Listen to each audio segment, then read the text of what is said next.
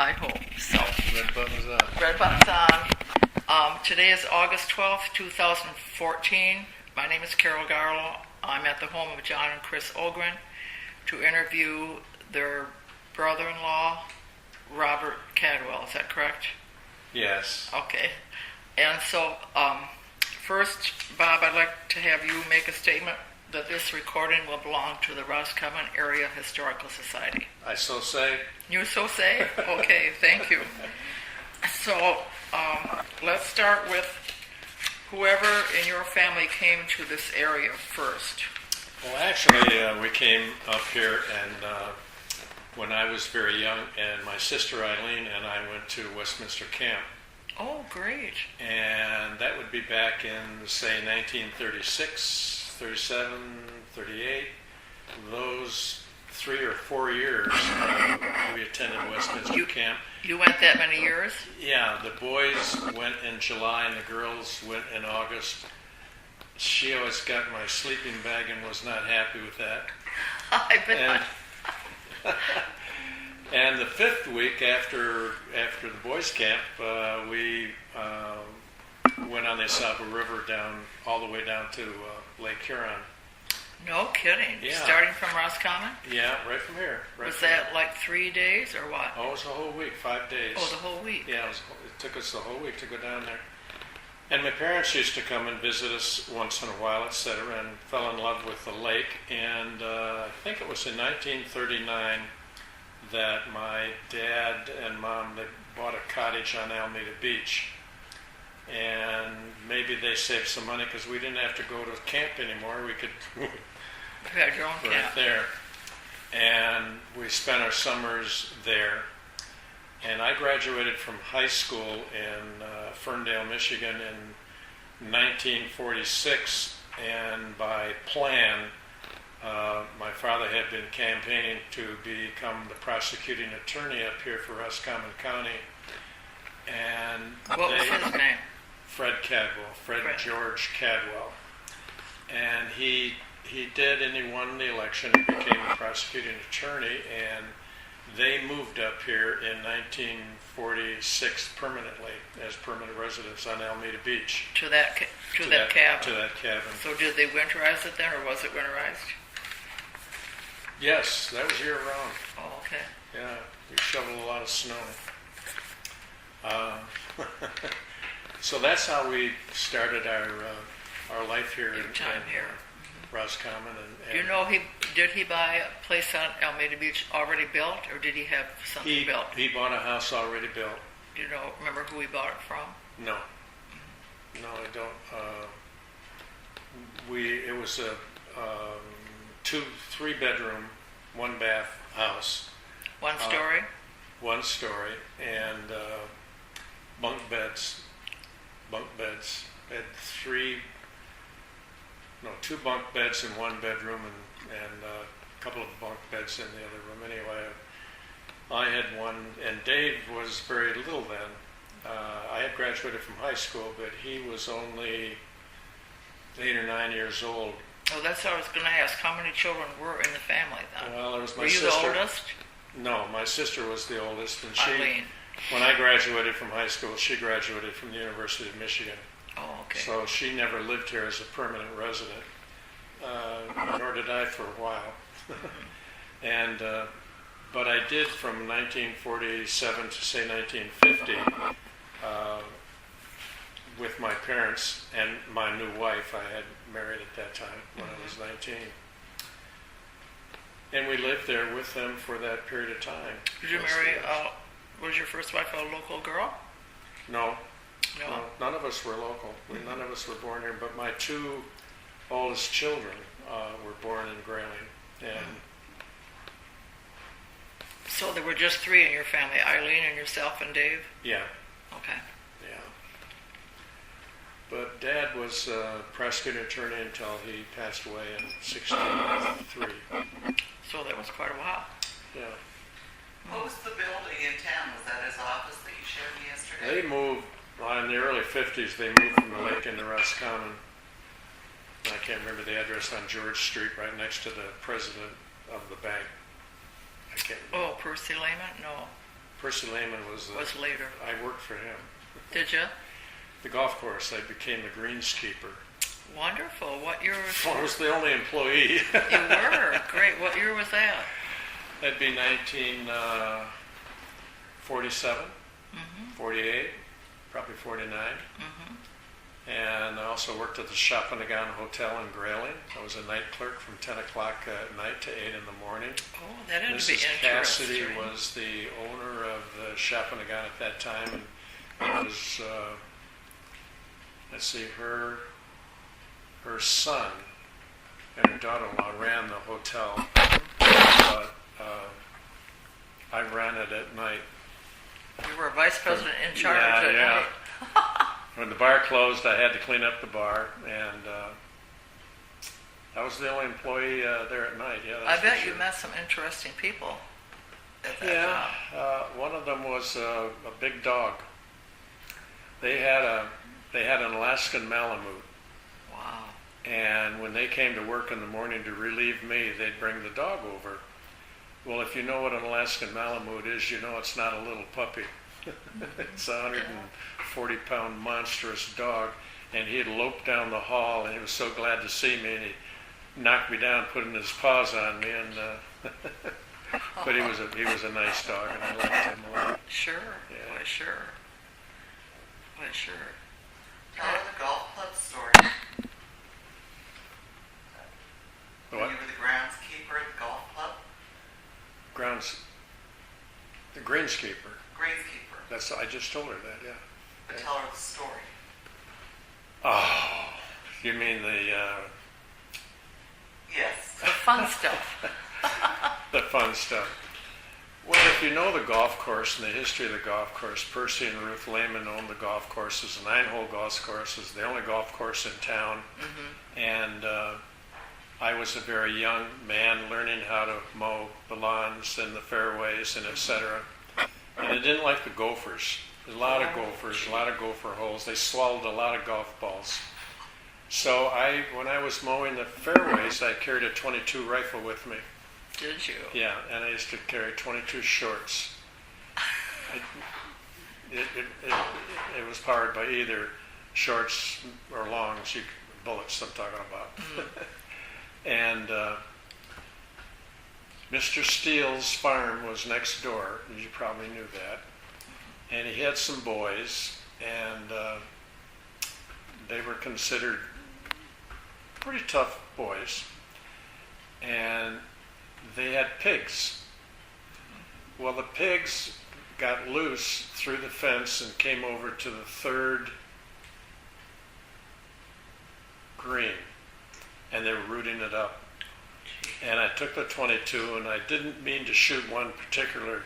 I just put the gun up, and I figured the noise of the gun would scare the pigs away. Well, it did, but one of the pigs ran about 50 feet on the other side of the fence and died, so I must have hit it pretty good. And it died, and I didn't know what to do. It was terrible. And I went up and I told Ruth, and she called Percy, and we made a trip over to meet with Mr. Steele. And I thought, well, this is the end. Of my life. This is the end. The boys are not going to be kind about this at all, to make it brief. But we made an adjustment, a financial adjustment, and things were left alone after that. But Mr. Steele was, I think they were from Texas. You know, I interviewed their daughter. Oh, I can't remember. I was surprised that, I can't think of her name right now. She married Duncan at Dunk's End. Drawing a blank. Yeah, they came from somewhere down south, but I don't remember if it was Texas. I think or they not. were from Texas. It's very likely. He used to ride, the old man used to ride his horse. He used to ride the range. You know, they didn't have a real big farm, but he used to ride his horse around. And he had his rifle, and you know, and he looked serious about his business. I never really met him except that one time. That was enough. Yeah. Yeah. Oh my gosh. Well, that's something. But I worked there, and I did some other work. I tried a lot of things to try to find permanent work and a job here, and finally went to Detroit after 1950. But during that 3-year period that I lived with Mom and Dad, with my wife and then a couple of Two kids, babies. two babies, I struggled to try to find good work here, and I worked for a lot of people and did a lot of different jobs, like cutting ice in the wintertime out here. Oh, tell us about that. Oh, I don't even know who I worked for, but we had big trucks and a big saw. We'd cut it in January. And one year the ice got so thick that it was hard to spike it off. They would cut down like 16 inches. What and kind then of saw? They had a big circular saw that they could circle that saw down into the ice about 20 inches, I guess. And they would, like a checkerboard thing. The first 3 or 4 kegs were hard to get out. They put down a conveyor belt into the water, and we would pry up the first keg, and the kegs weighed around 250 pounds. Wow.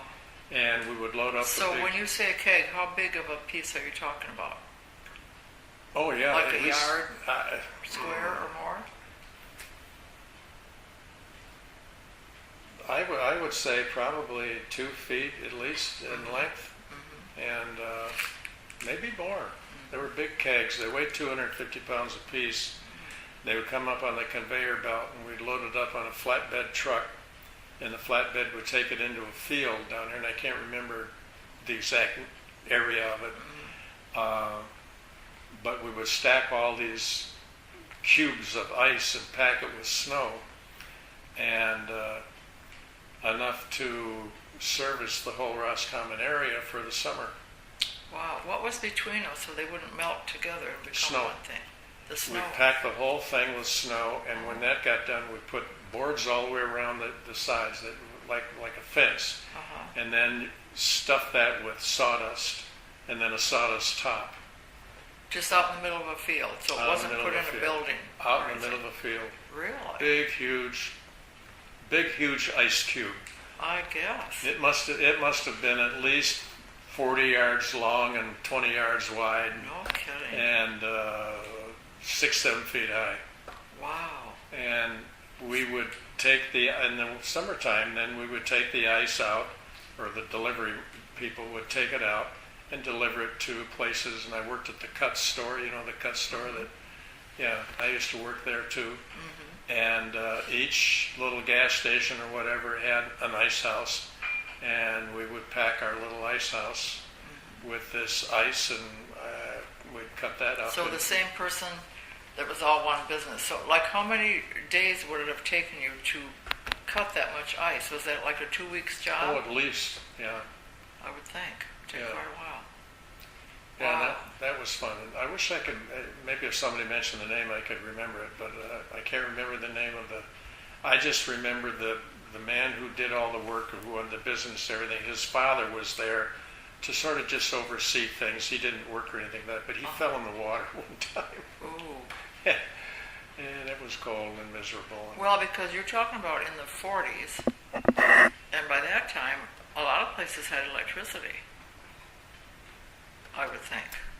A lot of places had electricity, but it wasn't the kind of electricity that would run refrigerators. Oh, okay. You had a simple light in the middle of each room. And when the big power came in, I also worked for, I think, Larson. Larry? Larry. Oh, friends of ours. Really? And and we rewired a lot of houses. I did the service entrance, and he would test the lines by Yep, Jeez. that one's live. I bet he would. I can imagine that. So you were putting electricity into existing homes. Did you also do new construction? No, Just just existing conversions. Yeah. Yeah. Wow. Well, that had to be interesting. with Oh. with Larry. I also worked for the power company for a while, trimming trees in the wintertime. Which, like Consumers Power? Yeah, and it wasn't, we worked for some consumer power probably hired him Oh, okay. and to do this. And in the wintertime, you trim trees by taking a big axe and whacking them. They just snap right off. And snow was this, pretty high. You didn't even need a ladder. So you could trim a lot of trees Yeah. in the wintertime that way. Wow. Yeah, did that. I tried a lot of jobs and nothing permanent, so that's when I went to Detroit in 1950. But then when did you go to college? Hillsdale. I've already forgotten. Had you gone to college already when you came back here to live? I went 1 year at college at Hillsdale in 1947. Oh, okay. And then came up here to live those 3 Yeah. years. So in 50 you went back, or went down to the Detroit Right. area. Yeah. Well, I want to go back to this week-long canoe from Roscommon to Oscoda. All right. How many campers did that, and how many adults were that had to be a major planning to do such a thing and have enough food and all that? Yeah. Did you fish along the way? No, not that I know of. No? I don't remember fishing. We just were young boys. Like and how we many had- canoes did you take? I would think there were probably 6 or 7 Okay. canoes, and then we would camp at night, cook out, That sleep had in to be tents. awesome. Yeah, it was great for a young boy, Yeah. for something like that. And then once we got there, of course, they would bring us all back to Sure. Grayling or How many here. portages? Do you remember doing the portages at the dams? No, No? no. I know that's a big part now of the marathon when they go from Grayling to Yeah, Oscoda. yeah. All the portages they have to do. I was just thinking that. I don't remember that. Incidental. Sure. Yeah. You were young. It probably took you 2 minutes. Mhm. Oh my gosh. But I remember the campfires at night and the stories. Our leaders were usually college guys on vacation. Can't remember any of their names. One was schoolboy something or other. How about your mother? Was she involved in anything in the community? My mother? Bridge? Oh, yeah. Well, the Purcells and DeWitts and What was your mother's first name? Lillian. Lillian. Okay. Yeah. My mother belonged to a lot of,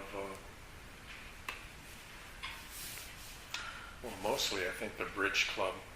The only names I can remember are DeWitts and Purcells. And I think Lavens might have been involved in it, I'm not sure. Maybe Laura Bertle. Bertle, that's right. Yeah, Yeah. Laura Bertle. I used to play cards, and she'd drag me along sometimes when I was a kid.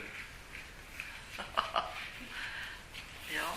Well, that was a big part. Was she in the Eastern Star? Because I think most of those women were part of that Eastern Star group. I don't know.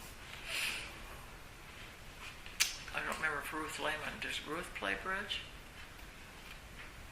That's a guess on my part, I'm not Yeah, sure. I don't know either. I don't remember her talking about it. She was my boss. They were delightful people. Yeah. Yeah. Very Do you talented. remember who worked in the little coffee shop there? Do you mean Baum's Cafe? No, at the golf course. Oh, at the golf course. They had a little snack bar. Yeah. No.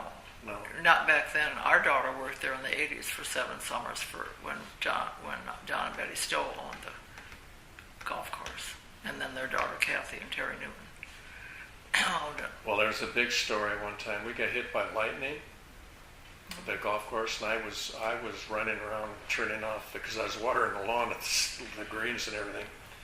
And lightning came down pretty hard.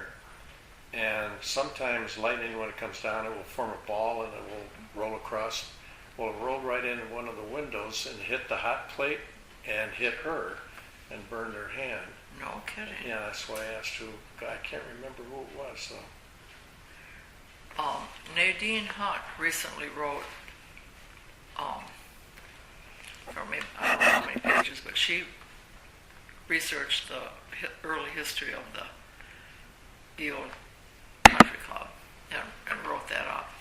And did you remember that name at all, Nadine Hunt? Her husband was with the DNR. And she used Percy Lehman's oral history for a lot of her research, but I don't remember her talking about a lightning hitting someone. I'll have to ask her if that's something she knew about. Yeah, it came in and knocked the hot plate out. No kidding. Yeah. Isn't that something? But they kept that going all those years. I don't know if they still is going, that they still serve just a hamburger and coffee. I don't know, but the greens look great in the fairways. We just had cow pastures as fairways in those days. Mm-hmm. And we never attempted to try to improve the fairways because they didn't have the money for it. But now the fairways really look nice. Yeah, it always looks nice. Yeah. Were the deer a problem back then? No. Just pigs. Just pigs. Running up your green. Just the Steele pigs from the Steele farm. Oh my gosh. Okay, so since you left here in 1950, then did your parents come back a lot? Well, how long? They were here till 83, till your father passed, you said? Is that what you told me? My father passed away in 1963. Oh, 63, okay. And then did your mother stay? Soon after that, she retired down to Sarasota. Well, some people from here, Dr. Hammond was already there. You know, remember Dr. Hammond? I knew of him because we lived kitty corner from where he was, but I didn't know him personally. He was my savior. I threw my back out many times, and Mom would call him, and he'd come out to the house and wiggle me straight. No kidding. Yeah. I've always heard good things about him, but he was great. He was great. As I understand it, he was a medical doctor, but because of his eyes, he just concentrated on chiropractic methods, but he was great. He was great. Remember any stories about your parents while they were still here between 1950 and 1963? Oh. Did you come up and visit fairly often then, bring your children up here when you could? Constantly, yeah. And but while I was living here, we would get visits from the state police frequently. Why was that? They would say, "Fred, we got a deer for you." Oh. Somebody shot a deer illegally, or it was a very fresh kill on the road. I'm not sure. Mm-hmm. But then my mother and I took it down to the Prudenville freezer. Oh. Cut it up. Mm-hmm. You'd pay them to cut it up. Oh yeah. Or you didn't dress it up yourself? Oh no. Were you a hunter or a fisherman when you lived I've there? shot a few deer. Yeah, up here. Good. Yeah. Good. And now what about your children? When they came up, do they sailboat or what kind of things did they enjoy when they were growing up, coming up here? We had a boat. We had a power boat. We had a little rowboat too. But Dave, my younger brother, he lived here since he was 8 or 9 years old and grew up on the lake, and then grew up in Roscommon when my parents moved into there. So he enjoyed the lake a lot. Graduated from high school. Okay, so what year would he have graduated? Oh gosh, Dana. John would know that. 47, 55. He's 8 years younger than you were. Yeah. 55, 56. Probably around that. And he married Dana Ogren. Right. Yeah. And Dana will be here Thursday. Yeah. And the music box is not in Roscommon? What's that? The music box? Oh, they met at That's- the music box. They grew up together, never really knew each other, but they Oh, really? when he was in college, he met her at the music At the box. box? Yeah. What was the place you showed me in town today? The Green Tavern? Green's Tavern. What Does about that it? have any significance? No, No, that's I'm not, thinking of something else. not part of the family history. no. No. How about your neighbors when you come up summers on the lake? Oh, Before your playing parents charades. moved up here. Well, when I was young, we'd come up in the summertime and spend all our summers here. Obviously, that was before. You mean before he went to Camp Westminster? Well, after he bought up here and bought the house Okay, in '39, 39, you know, okay. all my high school summers. You don't need to hear those stories. Sure, we want to hear everything. Those teenage stories. Yeah, Well, we did Prudenville a lot, and those during the. because you had a car. By that time you had. Yeah, but gas rationing, you didn't have a lot of gasoline. An A sticker was worth $4, 4 gallons rather. B sticker was worth 6 gallons, and a C sticker was worth 8 gallons.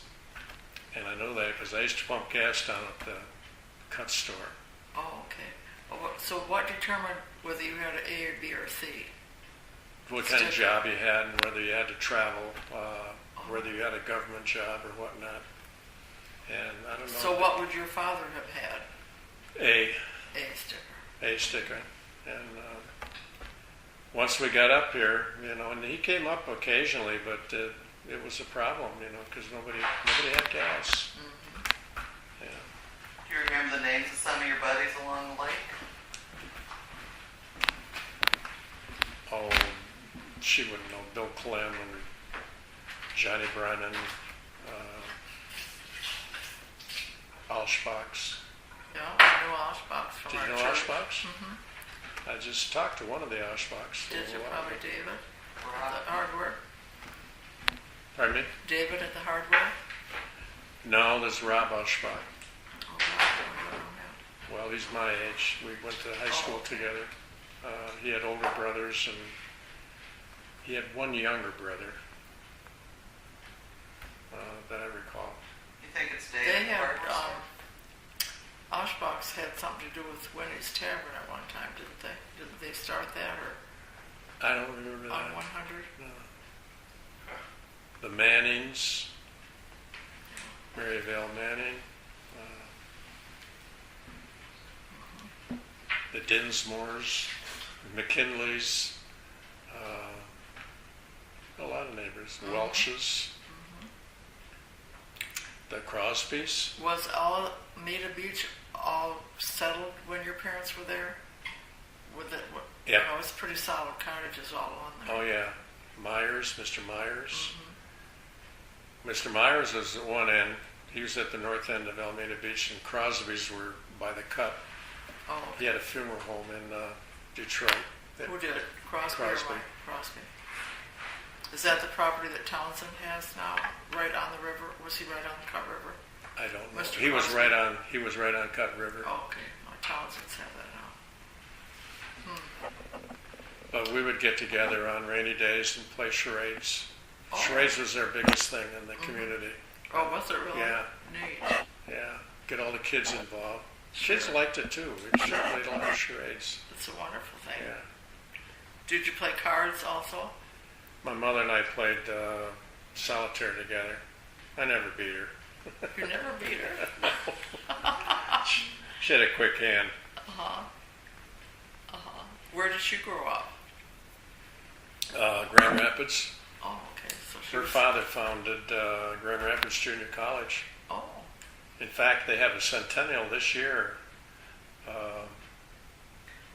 Grand Rapids Junior College on secondary education. He wrote a few books on it, and then he became Dean of Education at Boston University, and then lectured the Ivy League schools. great. So what was her maiden name? What was her father's name?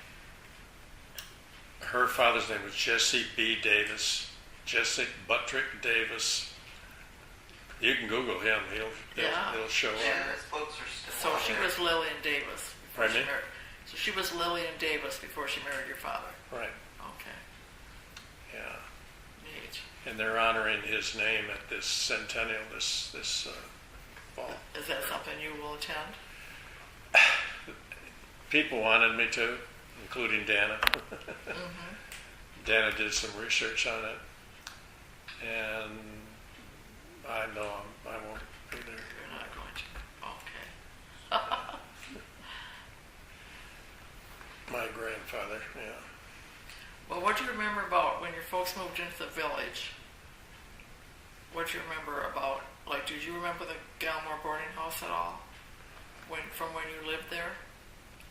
Say that again. Do you remember anything about the Galmore boarding house, which would have been closed by the time your family moved into town? The what house? The house you were at yesterday, Oh. the boarding house. But it was not a boarding house anymore by then.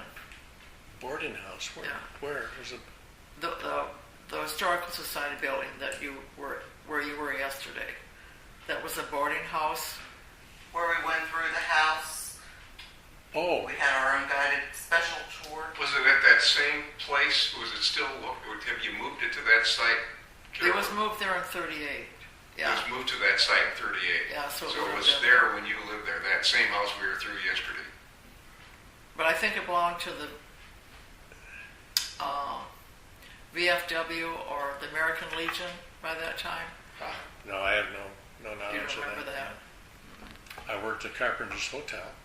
Did you? Oh, tell us about that. I was a busboy. You were. Yeah. And it was a two-story dwelling, wasn't Right. it? Because now it's only one story. Yeah. Somebody took the top story off. Oh. Yeah, I worked there, So and that was Dewey Carpenter. What was his? Tell us anything you can remember about that, because we don't know much about that. well, I don't know much about it either, except I was a busboy and bust the tables. Uh-huh. And that's about all I know. Like how many tables were in the dining room? How big was it? My imagination probably has grown to the point where it's probably, I would say, a lot more tables than what probably were really there. Maybe 15, Okay. I would say. And then down at the cut store, of course, we had the fountain there, and I worked there as well. At the But- same time frame? Oh, I went back and forth. I don't, Okay. yeah. At Carpenter's, then, when you say they had this dining room with a fair number of tables, were they serving guests who were not guests of the hotel? Like, would neighbors come and have supper there? I don't know. I would Okay. imagine yes, but I don't know that. Uh-huh. Like, do you have any idea how many rooms the hotel had? No, No. Okay. don't remember that either. I remember more about the cut store. I worked there more than I did at Carpenter Hotel. Who owned it when you worked there? Pardon me? Who owned the cut when you worked there? Dewey. Oh, Dewey Carpenter owned the cut Yeah. also? Oh, I didn't know that.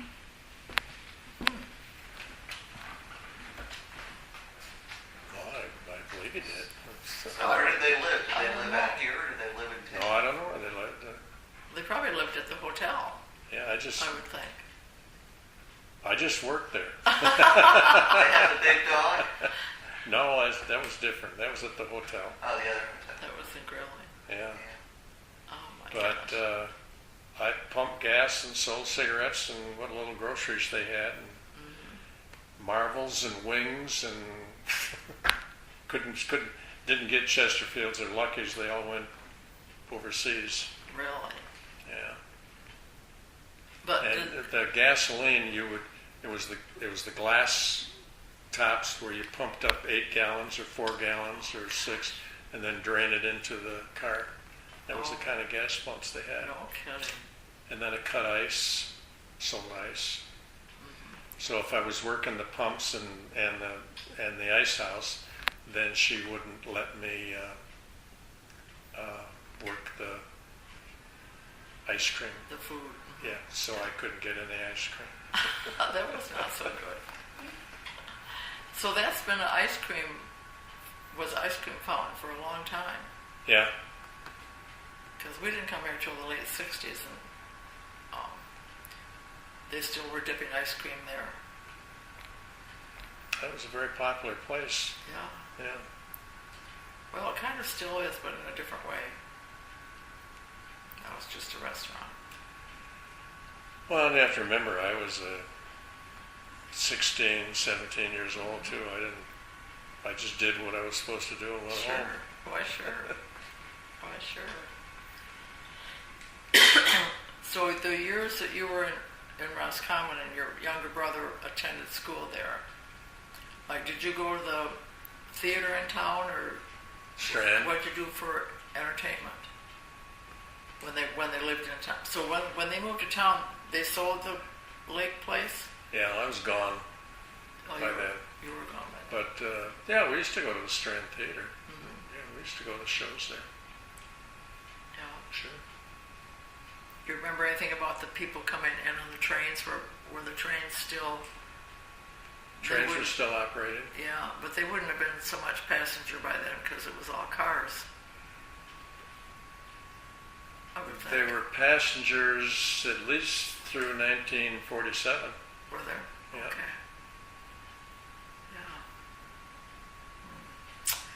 Okay. Anything else that you think we'd like to hear about from Higgins Lake? Odd stories. Did you say you had a sailboat when your kids were Didn't have a sailboat. We had a powerboat. we had a century runabout inboard, and that was a nice boat. My dad liked to fish, but he didn't know fish very well. And when I was working down at the Cut store, apparently he caught a big fish that he didn't know what it was, and he put it in a bucket and brought it down to the store. And he asked, I think it was Dewey, and he asked Dewey, "What do you think this is?" And so they like to tease my dad because, they just like to tease him. And I don't know, Fred. I don't know what that is. We better call some people in. So he called some other buddies. They all came down, and they said, "That's an unusual." It was a dogfish, but they didn't. And they all knew, and they kept telling Fred, "But we better call the Fish and Wild Game. We better have the experts come down." Well, a couple of them started to giggle, and my dad finally caught on. And I said, "You guys have been." It was just a dogfish. pulling his leg? Yeah, big dogfish. Oh my gosh. Well, this lake has produced a lot of fish for a lot of people. Yeah, my father was involved with the politics around the lake, and I remember a lot of access restrictions that they were trying to place to keep this lake opposite of Houghton Lake. Didn't want it to develop in the same way. Yeah. Well, I think they succeeded. Yeah, I think they did. It's still big problems, but it is a nice lake. You have to say that. And it's opposite of Houghton Lake, so I think they succeeded in their goal. Yeah, John drove me around Houghton Lake today, and that's just looks like a suburb of Detroit. Yeah. And this lake has been preserved. It's great. Love it. It was great, except for our swimmer's itch is not so good. I heard about that. And it isn't like it used to be. It used to be solid sand. Now you put your foot down and the silt goes up, and it's not like it was. It certainly is no longer pristine.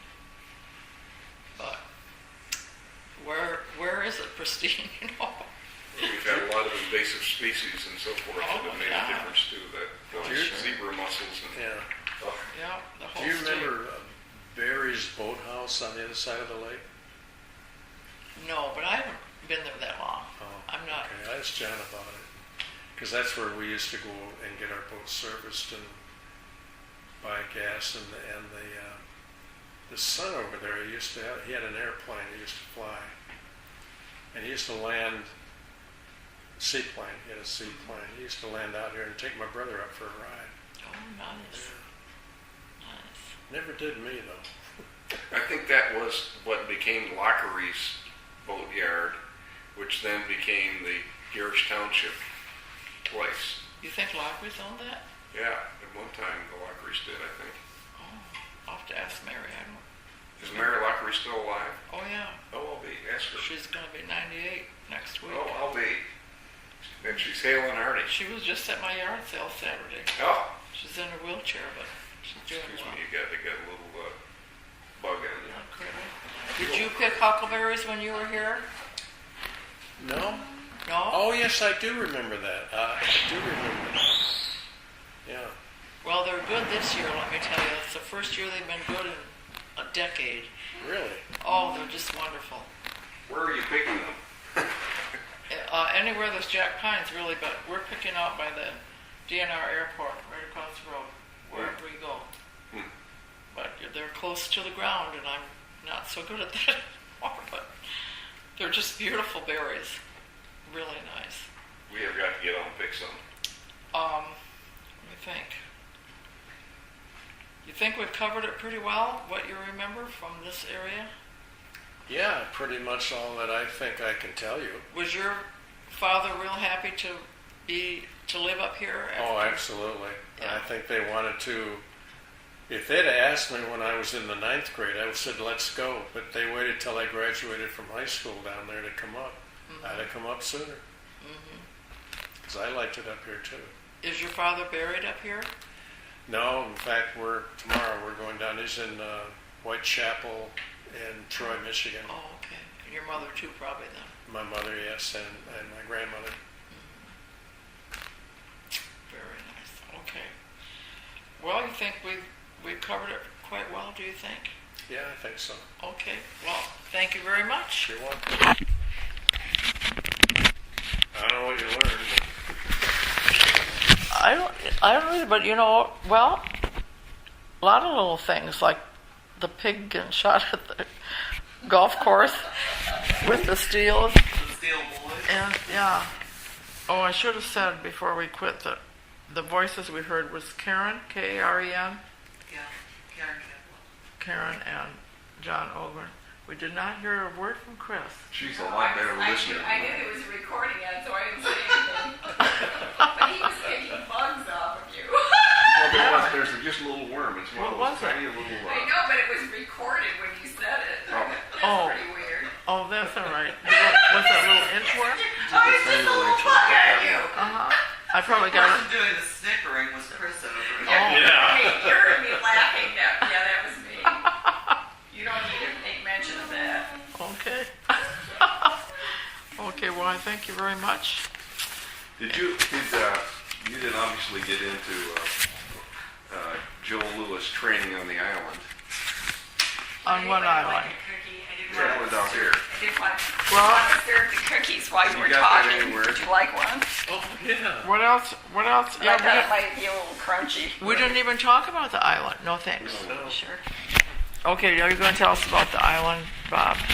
No, I don't remember like that. one, I asked a question of John asking if he knew Joe Lewis when Joe Lewis was training at Trinity.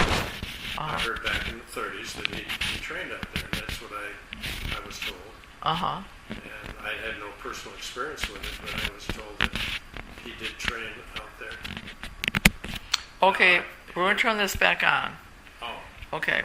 I want to add that Karen Cadwell, we heard her voice a little bit, which is Robert's wife, and a little bit of John Ogren. I don't know if I said that we were at John Ogren's home. You did. Did I say that at the beginning? Okay. On Pine Bluffs. Anyway, now we're hearing a little bit about a story that Bob heard about Joe Lewis. well, I was told when I was relatively young that Joe Lewis trained out on Treasure Island, and my inquiry a little bit today was if anyone else had remembered that, and because I was told that's what he did.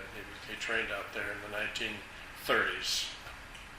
What was out there? What kind of facility that he would have trained I at? have no idea. I just heard he was out there training. They might have had some sort of sometimes the training camps for these, at that time, were very rustic. You know, there was kind of the toughening up process. I have got a vague recollection of hearing that as a kid also. Yeah. I'm just at the moment checking it on the internet and haven't found anything to confirm it. Yeah, we should forget these oral histories because we can just look it up on the internet. Everything's on the internet. Not quite That's what they everything. say, but it really isn't This is how it gets there. all on there. That's true. That's true. And what about you had some recollection of Charlton Heston that you mentioned yesterday? Oh, well, I met Charlton Heston in my father's office and in Roscommon. My father's office was in his home, and Charlton Heston came up to discuss some property issues, and I met him lunchtime. So, did your father have a private practice in addition to being the prosecutor? Yes. Okay, and his home was on George Street. Right. I don't know the number, but it was next door to the president of the bank. Or the board, whatever. Charlie DeWale Yeah. was the president of the bank. Oh, and the house was next door to Charlie DeWale's? Still there. Is that on the corner of George and 4th? That is Charlie DeWale's house, and the one next to it is the Cadwell house. It's a gray home sitting there. So that would have been literally a block from the courthouse at On that the time. same side of the street as the creek? Yes. Okay, Robinson Creek side. yeah, okay. That's where Dave grew up, in that house. Oh, okay. Okay, very interesting. So Charlton Heston was, he was obviously an adult by the time your dad met him. He would have been an adult because he only lived there until he was 12 years old, but his family had property. Right. Okay. Yeah, I don't know what specific the business it was, but it was about the property. So your father being prosecuting attorney, did he spend, you think, like half of his time with that job and half with his private practice? I wouldn't know that. You don't know that. Interesting. Okay, well now you think we're really finished? Well, we'll say we're finished. Thank you very much. I don't know. It says 47 minutes. And That's great. That's about. I'm trying to look this up, Joe Lewis training camps, see if I can find anything like that. But there's a place in Thompson Lake in New Jersey where he also trained. What's, lake environment. So maybe he liked lakes and we didn't know it. Okay. So, and then I was also trying to think, I was also told at one time that, heard somewhere that a golfer, Walter Hagen, at the Country Club at one time, like in the 20, when did that course open, do you remember? Do you know anything about the history of that golf course? Pretty early. I'm sorry. I look at this thing. The history of which golf course? Yale Country Club. Oh. It was when did that open? I was just telling Bob that Nadine Hunt wrote the history of it. Oh, 1920s. I thought it was the 20s, and I I'm think quite sure. at some point one of the recognizable names, I think it was Walter Hagen, played golf out there. He was a guest of somebody out here at Higgins Lake. Why is this light still on? It's still recording. I want it to stop. Just I'll try to be quiet. Take the battery out. oh my God. It says off and stop, but I push stop.